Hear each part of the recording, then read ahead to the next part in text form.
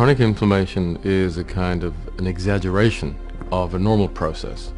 You actually need to be able to mount an inflammatory response to certain types of challenges, which could be an infectious agent or a tissue injury.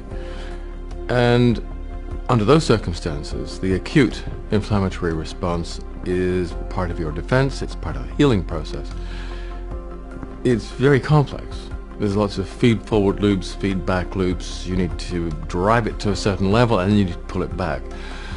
And if those mechanisms become out of balance, which is what happens if you have too many 6s, omega-6s and not enough 3s, the inflammatory response goes on for far longer than it should. Actually, it can go on for years.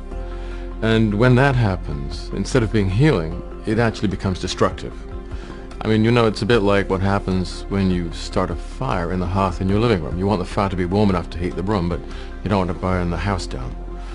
If you're eating the wrong kind of diet, you've got the wrong 6-to-3 balance, and you don't have enough polyphenols, and you're eating a processed food diet, then under those circumstances, you're going to have chronic inflammation, which is going to lead to the progressive destruction of healthy tissue, which will go on for years until it comes to the surface as a chronic degenerative disease. That's how they're linked together.